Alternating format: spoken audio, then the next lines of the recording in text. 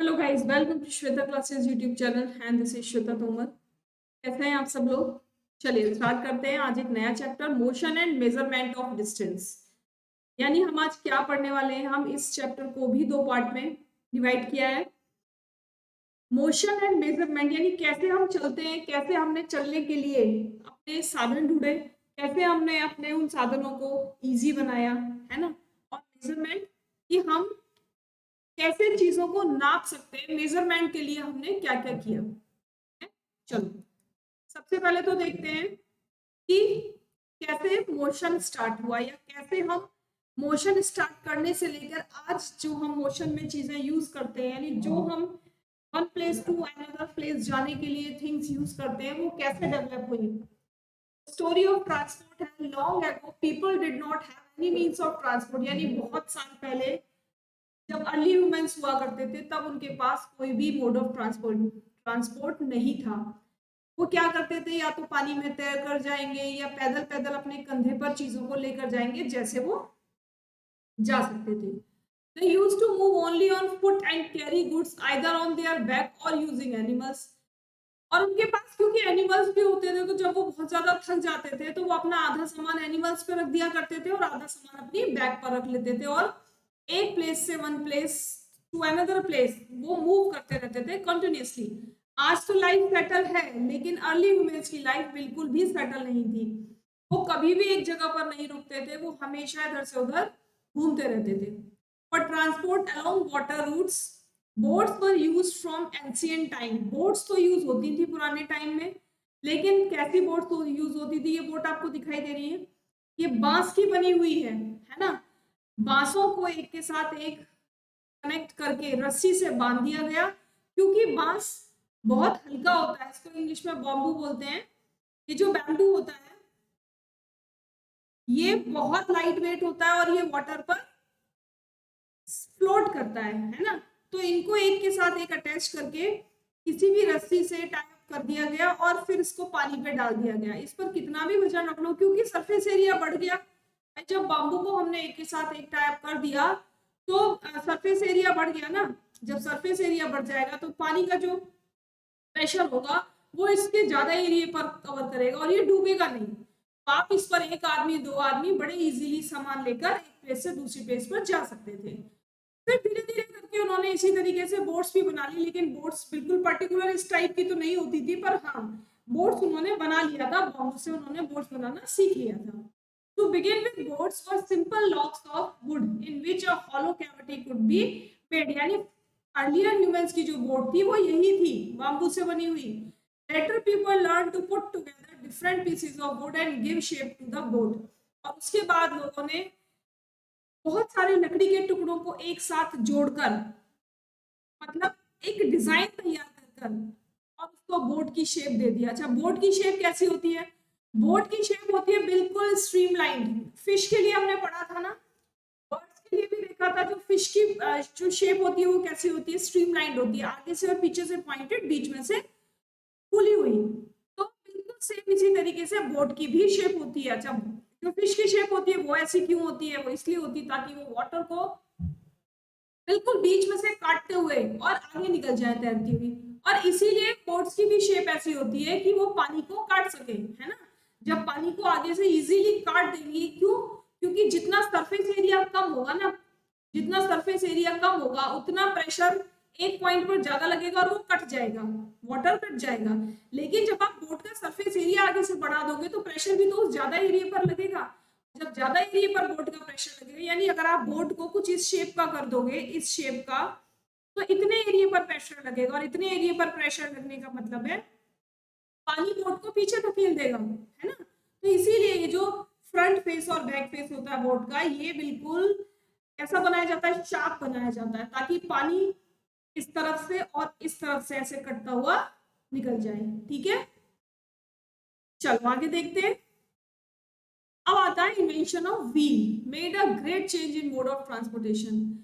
भाई जब आदमी के पास कोई साधन नहीं था तो वो अपने कंधे पर चीजों को लाद लाद कर ले जाता था या खिसका खिसका कर ले जाता था। जैसे भी मतलब ज्यादा हैवी है तो वो उनको खिसका खिसका कर ले जाएंगे और कई महीनों में जाकर, कई सालों में जाकर अपने डेस्टिनेशन पर पहुंच पाते थे। लेकिन फिर धीरे धीरे क्या हुआ, पेड़ों को काटा।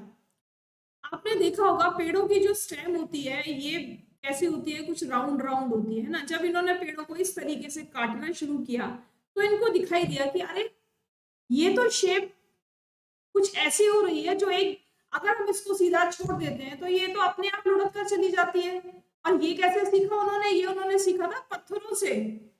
वो पत्थरों को ऐसे ही तो लुढ़काते थे। फिर उन्होंने ये देखा कि जब हम लकड़ी को काट कर उसको ऐसे छोड़ देते हैं वर्टिकली तो क्या होता है, वो बड़ी आराम से एक प्लेस से दूसरी प्लेस पर अपने आप पहुंच जाती है, बहुत ज्यादा धक्का उसमें नहीं लगाना पड़ता। तो बस उन्होंने यही टेक्निक यूज की। और देखो यहाँ क्या किया, यहाँ ये लोग पत्थर को हाथों से धक्का लगा कर ले जा रहे हैं, लेकिन यहाँ पर थोड़ी सी स्मार्टनेस दिखाई। और जो लकड़ी के लंबे लंबे बाम्बू थे, लकड़ी के जो लंबे लंबे लॉक्स थे, उन पर चीजों को रखकर धकेलना स्टार्ट किया। आपने देखा होगा जब आप किसी भी बॉक्स को जमीन पर रखकर उस पर प्रेशर लगाते हैं तो आपको प्रेशर ज्यादा लगाना पड़ता है, फोर्स ज्यादा लगाना पड़ता है। लेकिन जब आप नीचे कोई रोलिंग चीज लगा देते हो उसके तो आपको फोर्स कम लगाना पड़ता है। ऐसा क्यों होता है, आपने पढ़ा फ्रिक्शन फोर्स। फ्रिक्शन एक फोर्स होता है जिसको हम फ्रिक्शन फोर्स कहते हैं। जब हम किसी भी थिंग को जमीन के कांटेक्ट में रखते हैं तो उस पर क्या होगा, फ्रिक्शन फोर्स बहुत ज्यादा होगा। तो हमें चीजों को ना खींचने में बहुत दिक्कत आएगी। लेकिन जब हम जमीन के और किसी भी बॉक्स को जिसको भी हम खींच रहे हैं उसके बीच में कोई रोलिंग चीज लगा देंगे तो क्या होगा, दोनों के बीच में जो फ्रिक्शन फोर्स होगा वो बहुत कम हो जाएगा और हम चीजों को, भारी से भारी चीजों को बड़ी इजीली एक जगह से दूसरी जगह पर ले जा सकते हैं। ठीक है, जब इन्होंने ये देखा कि ये लंबे लंबे टुकड़े लकड़ी के हमें एक चीज को एक प्लेस से दूसरी प्लेस पर ले जाने में हेल्प कर सकते हैं तो क्यों ना इन्हें काट लिया जाए। तो इन्होंने फिर इसको इस तरीके से काटा, इसमें बीच में होल किया और लकड़ी के बीच में फंसा दिया, है ना, और आगे अपने एनिमल्स को लगा दिया। फिर उन्होंने इस पे सामान रखा और ये देखा कि अब तो हम चीजों को बहुत आसानी से लेके जा सकते हैं, है ना। अब तो हम बहुत आसानी से चीजों को एक प्लेस से दूसरी प्लेस पर ले जा सकते हैं चाहे वो कितनी भी भारी हो। और ये खोज किसने की थी, अर्लियर ह्यूमंस ने की थी। ठीक है, the design of the wheels was improved over thousands of year.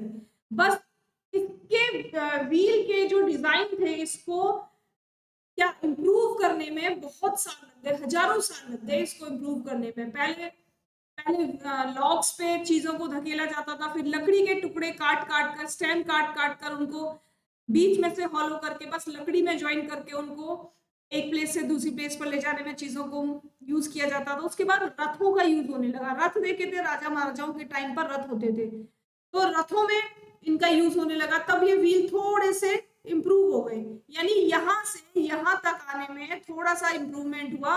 और आज आप देखो किस तरीके के व्हील्स आप यूज करते हो ट्रैक्टर्स में, बसेस में, कार में, मोटर बाइक में, किस तरीके से बिल्कुल वेल मेंटेन्ड आप व्हील यूज करते हो, है कि नहीं। तो ये देन किसकी है, ये सब अर्ली ह्यूमंस की देन है हमको, चाहे वो फायर हो चाहे वो व्हील हो। हम बेशक ये कहते रहे कि हमने इन्वेंट किया है, हमने इन्वेंट किया, हमने कुछ नया इन्वेंट नहीं किया, सब हमें अर्ली ह्यूमंस ने दिया और हम उन्हीं से सीख कर केवल चीजों को इम्प्रूव कर रहे हैं और आज तक इम्प्रूव ही किया है। ठीक है, animals were used to pull vehicles that move on wheels. अब एनिमल्स जो क्या करते थे, एनिमल्स के पीछे उन व्हील्स को लगा दिया जाता था और एनिमल खींचते थे, बड़ी इजीली मूव हो जाती थी चीजें। ठीक है, समझ में आया। अब देखो यहाँ पर until the beginning of the 19th century, 19th century के स्टार्टिंग में people still depended on animal power to transport them from one place to another। जो लोग थे वो चीजों को ट्रांसपोर्ट करने में टोटली किस पर डिपेंड हो गए, अब तो वो एनिमल पर डिपेंड हो गए। यानी अब उन्होंने पैदल चलना छोड़ दिया, अब उन्होंने बोट के थ्रू चलना छोड़ दिया। क्यों, क्योंकि दोनों में खुद की मेहनत लगती थी। उन्होंने क्या किया, जब एनिमल्स हमारे पास है लगाओ व्हील और चलो, रोड ट्रांसपोर्ट सामान का, है ना। तो ये किस पर निर्भर करके, पूरे के पूरे ये एनिमल पावर पर डिपेंड हो गए। The invention of steam engine, steam engine का जो इन्वेंशन था उसने एक नई सोर्स ऑफ पावर को जन्म दिया। और स्टीम इंजन का इन्वेंशन किसने किया था, किसने किया था बताओ, जेम्स वॉट ने किया था, है ना। स्टीम इंजन की खोज किसने की थी? जेम्स वॉट ने की थी। और कैसे की थी ये स्टोरी आपने सुनी है, चलो शॉर्ट में मैं आपको बता देती हूँ। जेम्स वॉट एक दिन केतली में चाय बना रहे थे, ठीक है। तो उनकी जो केतली, जब चाय उबलने लगी तो उनकी जो केतली का ढक्कन था वो ऊपर ऊपर ऊपर ऊपर बार बार ऊपर नीचे ऊपर नीचे ऊपर नीचे होने लगा, ठीक है। और उसमें से भाप निकलने लगी। तो उन्होंने ये सोचा कि अगर ये केतली की भाप इस ढक्कन को ऊपर नीचे कर सकती है, तो क्यों ना मैं एक ऐसा इंजन तैयार करूं जो भाप का इंजन हो, जिससे हम गाड़ियों को चला पाए, ठीक है। तो इस तरीके से उनके दिमाग में आया कि अगर ये केतली ढक्कन को ऊपर उठा सकती है, यानी ये भाप, केतली की भाप अगर इतने भारी ढक्कन को ऊपर उठा सकती है, तो हम ऐसा इंजन क्यों नहीं बना सकते जो भाप से चलता हो, ठीक। और इस तरीके से उन्होंने 19वीं सेंचुरी के एंड तक स्टीम इंजन का आविष्कार कर दिया। Railroads were made for steam engine driven carriage and wagons, यानी पूरे जो रेल रोड थी वो किसकी बनी हुई होती थी? तब स्टीम इंजन की बनी हुई होती थी, ठीक है। यहाँ देखो, the early years of 19th century saw the development of aeroplanes, यानी 19th सेंचुरी के स्टार्टिंग में एरोप्लेन्स का डेवलपमेंट देखने को मिला, ठीक है। 19th सेंचुरी के स्टार्टिंग में एरोप्लेन्स का डेवलपमेंट देखने को मिला। अब आप मुझे ये बताएंगे, आप लोग मुझे ये बताएंगे कि हु फाउंड द एरोप्लेन्स, किसने एरोप्लेन का डेवलपमेंट किया या किसने एरोप्लेन्स बनाए थे, ठीक है। इस क्वेश्चन का आंसर देंगे जल्दी से, फटाफट। वो भाई थे राइट ब्रदर्स, जिनको बोला जाता है, ठीक है। दो भाई थे राइट ब्रदर्स, इन लोगों ने मिलकर एरोप्लेन का आविष्कार किया था। एक का नाम था ऑरविल, ऑरविल राइट, और दूसरे का नाम था विल्बर, विल्बर, विल्बर राइट, ठीक है। इन्होंने काइट को देखकर कुछ एरोप्लेन बनाने का दिमाग में लाया, ठीक है। काइट को देखकर एरोप्लेन बनाने के लिए दिमाग में आइडिया लगाया और एरोप्लेन का आविष्कार किया। These were later improve to carry passengers and goods, और बाद में इस एरोप्लेन को चीजों को ले जाने में, यानी सामान को इधर से उधर ले जाने में और पैसेंजर को इधर से उधर ले जाने के लिए भी डेवलप किया गया। यानी स्टार्टिंग में तो केवल इसको ऐसे बनाया गया, केवल उड़ान भरने के लिए कि हाँ एरोप्लेन जैसी कोई चीज है जो आसमान में पतंग की तरह उड़ सकती है, ठीक है। उसके बाद धीरे धीरे करके इसको मॉडिफाई किया और पैसेंजर और गुड्स को भी कैरी करने के लिए यूज करने लगे। अब electric trains, monorails, supersonic aeroplanes and spacecraft are some of the 20th century contribution, यानी जो एरोप्लेन का आविष्कार था वो 19th सेंचुरी में था, और जो electric train, monorail, supersonic aeroplane and spacecraft का जो आविष्कार हुआ वो 20th सेंचुरी में हुआ, ठीक है, 20वीं शताब्दी में। आगे देखते हैं। आगे चलने से पहले सभी लोग एक बार सेशन को लाइक, शेयर और सब्सक्राइब जरूर कर लेंगे, ठीक है। ये लोगो है, सभी को मालूम है। अगर क्लासेस पसंद आती हैं या मेरा समझाने का तरीका है वो अगर आप लोगों को पसंद आ रहा है तो एक बार तो मुझे कमेंट करके जरूर बताएंगे, ठीक है। और अगर पसंद आ रहा है तो सभी को लाइक करेंगे, शेयर करेंगे, और जो आज पहली बार देख रहे हैं वो लोग सब्सक्राइब कर लेंगे, ठीक है। क्लास की टाइमिंग मालूम है सबको, 1:30 PM। 1:30 PM पर एक क्लास डेली अपलोड करती हूँ, अभी रिकॉर्डेड क्लास है। लेक्चर आप दिन में किसी भी टाइम देख सकते हो, जब भी आपके पास टाइम हो, ठीक है। चलो अब आते हैं, how far have you travelled, आप कितनी दूर ट्रेवल करते हैं। How wide is the desk, ये डेस्क कितनी बड़ी है, मतलब मेजरमेंट। अब हम आ जाते हैं मेजरमेंट पर कि हम कैसे मेजरमेंट करते हैं किसी भी चीज का, ठीक। It is often important to know how far is a place is, so that we can have an idea how we are going to reach that place, यानी हमारा ये जानना बहुत जरूरी हो जाता है कि कोई भी प्लेस जहां हम जा रहे हैं वो कितनी दूर है और हम वहां पर कितने टाइम में पहुंच सकते हैं। ठीक है, वॉक, टेक अ बस और train, a ship, an aeroplane और एन इवन अ स्पेसक्राफ्ट। हम वहां कैसे जा सकते हैं भाई? अगर पास की प्लेस है, वॉकिंग डिस्टेंस पर है, तो हम वॉक करके जा सकते हैं। थोड़ा सा दूर है, यानी मार्केट वगैरह इतना दूर है कि हम पैदल नहीं जा सकते, तो हम क्या करेंगे? या तो बस कर लेंगे, ऑटो कर लेंगे, रिक्शा कर लेंगे। अगर हमको एक सिटी से दूसरी सिटी में जाना है तो हम ट्रेन के थ्रू जा सकते हैं, शिप के थ्रू जा सकते हैं, एरोप्लेन के थ्रू जा सकते हैं और स्पेसक्राफ्ट के थ्रू भी जा सकते हैं। ठीक है, वो डिपेंड करता है कि आपका जो डिस्टेंस है वो आपकी प्लेस से कितनी दूर है जहां आप जाना चाहते हैं। यार, ये डेस्क आपको दिखाई दे रही है, ये कितनी बड़ी है, इसका मेजर कैसे करेंगे? देखो स्टार्टिंग में क्या होता था, कोई यूनिट डिजिट तो बनी नहीं थी। क्या करते थे? धागे से नाप लिया, हाथ से नाप लिया, या ये देख रहे हो ये क्या लग रहा है? ये लग रहा है आपका गुल्ली डंडा। ये डंडा है और ये इसकी गुल्ली है ना? इस गुल्ली से नापा जा रहा है कि भाई 2 डंडे और 2 गुल्ली के बराबर इसकी मेजरमेंट है। या हाथ से धागे को नाप लिया और फिर उस टेबल को नाप दिया कि भाई 2 हाथ के बराबर है या 3 हाथ के बराबर है। ठीक है, जो जमीन होती है, जमीन को कैसे नापते थे? जमीन को ना इस तरीके से फुटप्रिंट से नापते थे। ये फुट एक दूसरे के ऐसे बना दिए गए, चलते चलते ऐसे, और नाप दिए गए कि भाई 4 पैर हो गए या 5 पैर हो गए, इस तरीके से। ठीक है, तो पहले चीजों को मेजर ऐसे ही किया जाता था ना? आगे देखते हैं, using your foot as a unit of length, यानी लेंथ, हम अगर अर्थ की लेंथ निकालना चाह रहे हो, अपने रूम की लेंथ निकालना चाह रहे हो, तो आप कैसे निकाल सकते हो? आप फुट से मेजर करके निकाल सकते हो। Measure the length and breadth of the classroom, classroom की मेजर भी कर सकते हो आप, लेंथ और ब्रेथ की मेजर भी आप फुट से कर सकते हो, है ना?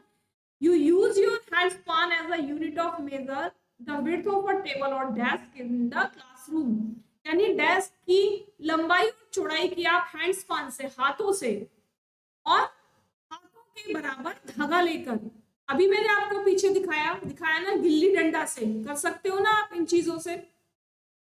या कोई भी ऐसा स्केल ले लो, स्केल मतलब जब तो स्केल स्टार्टिंग में नहीं थे, कोई ऐसा एक डंडा ले लो जिससे आप मेजर करो कि भाई 1 डंडे के बराबर है, 2 डंडे के बराबर है, 2.5 डंडे के बराबर है। ठीक है, measurement means the comparison of unknown quantity with some known quantity, यानी मेजरमेंट क्या होता है? मेजरमेंट एक ऐसी क्वांटिटी होती है जिसका हम कंपैरिजन करते हैं, किसी किसी नोन क्वांटिटी से उस अननोन क्वांटिटी का हम कंपैरिजन करते हैं। ठीक है, this known fixed quantity is called unit, और जब एक फिक्स क्वांटिटी मिल जाती है तब वो हमारे लिए क्या बन जाती है? वो हमारे लिए उस वक्त यूनिट बन जाती है। जैसे आपने अब जान लिया है कि भाई हम कपड़ा किस में नापेंगे, या तो मीटर में नापेंगे या सेंटीमीटर में नापेंगे। ठीक है, हम पानी को किस में नापेंगे, या तो लीटर में नापेंगे या मिलीलीटर में नापेंगे। डिस्टेंस को कितना नापेंगे? किलोग्राम में नापेंगे, सॉरी किलोमीटर में नापेंगे, मीटर में नापेंगे, है ना, या मिलीमीटर में नापेंगे। ठीक है, इसी तरीके से हर चीज के लिए आप यूनिट बन चुकी है। Measurement, the result of measurement is expressed in 2 parts, जो रिजल्ट होता है मेजरमेंट का वो 2 पार्ट में बताया जाता है। 1 part is a number, the other part is the unit of the measurement, यानी एक पार्ट का वो नंबर होता है और दूसरा पार्ट क्या होता है? वो होती है उसकी यूनिट। जैसे डिस्टेंस के लिए मैंने आपको बोला 50 किलोमीटर, तो 50 क्या हो गया? नंबर हो गया। किलोमीटर क्या हो गया? मेजरमेंट हो गई, यूनिट हो गई, है ना? For example, the length of the room is found to be 12 length of your foot and 12 is the number and foot length is the unit selected for the measurement, यानी अगर आपका जो रूम है या आपका क्लासरूम है, अगर वो आपके 12 पैर के बराबर है तो आप क्या बोलोगे? 12 लेंथ ऑफ योर फुट, तो 12 क्या हो जाएगा? नंबर हो जाएगा, और फुट लेंथ क्या हो जाएगी? यूनिट हो जाएगी। ठीक है, समझ में आ रहा है ना? देखो यार, the result could be different as the length of your hand span and that of your friends may not be the same, यानी अगर आप किसी चीज को हाथ से नापते हो, टेबल को मान लो अगर आप हाथ से नाप रहे हो, तो डिफरेंट डिफरेंट हैंड से उसकी जो लेंथ आएगी वो डिफरेंट डिफरेंट आएगी, क्योंकि सबके हैंड सेम तो नहीं होते, हैंड स्पान सभी के सेम नहीं होते। आप आपके फ्रेंड का हैंड स्पैन की लेंथ कुछ और होगी, आपकी हैंड स्पैन की लेंथ कुछ और होगी। तो इसीलिए जो मेजर है ये कंफर्म मेजर नहीं है भाई। किसी बच्चे से नपवा दो टेबल को, बोलेगा 10 हैंड स्पैन, किसी बड़े से उसको मेजर करवा दो तो बड़ा क्या बोलेगा 3 हैंड स्पैन। क्या ये मेजर वैलिड है? नहीं होगी ना valid. Similarly the length of foot may be slightly different for all the student, यानी अगर पैर से भी नापते हो तो भी क्या होगा, तो वो भी तो डिफरेंट डिफरेंट होगी, किसी का पैर छोटा और किसी का पैर बड़ा। Therefore, when you tell your measurement using your hand span or length of your foot as a unit of others, they will not be able to understand how big is the actually length is। यानी जब आपकी measurement अलग अलग हो जाएगी तो आप ये बिल्कुल भी नहीं जान सकते कि असल में किसी भी चीज की लेंथ है क्या, चाहे वो रूम हो, even it is classroom, room, your desk, your table, anything else, है ना। You can't measure perfectly unless they know the length of your hand span और फुट। ठीक है, तो समझ में आया कि जो मेजरमेंट बने थे, ठीक है, मेजर कर लिया जाता था, लेकिन अलग अलग हाथों से, अलग अलग पैरों से उनकी मेजरमेंट अलग अलग हुआ करती थी। इसके आगे का जो क्वेश्चन करेंगे, यानी अब हम स्टैंडर्ड यूनिट की बात करेंगे, लेकिन स्टैंडर्ड यूनिट की बात जो हम करेंगे वो कल की क्लास में करेंगे। आज का सेशन आपको कैसा लगा है वो आप लोग मुझे कमेंट करके बताएंगे। सभी लोग कमेंट करके बताएंगे, अच्छा लगा है तो भी बताएंगे, नहीं लगा तो बताएंगे। अगर अच्छा लगा है तो सभी लोग लाइक भी करेंगे, ज्यादा से ज्यादा अपने ग्रुप में शेयर करेंगे, और जो लोग आज तक पहली बार देख रहे हैं ना, वो लोग सब्सक्राइब कर लेंगे, जिससे आगे आने वाली क्लासेस आपको मिल जाए। यहाँ मैंने आपको लोगो दिया हुआ है, यहाँ से भी आप मुझे सब्सक्राइब कर सकते हो। मेरे चैनल पर इससे पहले मैं आपको क्लास 5 की मैथ जो बिल्कुल कंसेप्ट बेस्ड है, ठीक है, क्लास 6 की मैथ्स जो एनसीईआरटी है, क्लास 7, क्लास 8, है ना, ये सभी आपकी एनसीईआरटी बेस्ड मैथ्स है। केवल क्लास जो 5 है, अगर आपको किसी कंसेप्ट में कोई डाउट है, कोई कंसेप्ट आपका क्लियर नहीं है, तो आप क्या करो, मेरे चैनल पर प्लेलिस्ट में जाकर अपने सारे डाउट्स क्लियर कर सकते हो। मैंने वहां पर सारी टॉपिक को लेकर एक एक बड़ी शानदार वीडियो बनाई है, और मैं उम्मीद करती हूँ कि बिल्कुल आपको समझ में आएगा, एक बार में आपको समझ में आएगा, सारे कंफ्यूजन आपके दूर हो जाएंगे। ठीक है, चलो तो एक बार देखना और मुझे कमेंट करके बताना कि मेरी क्लास 5 की जो कंसेप्ट बेस्ड क्लास है वो कैसी है। ठीक है, चलो कल फिर मिलते हैं इसी के नए सेशन के साथ, तब तक के लिए thanks for watching, bye bye.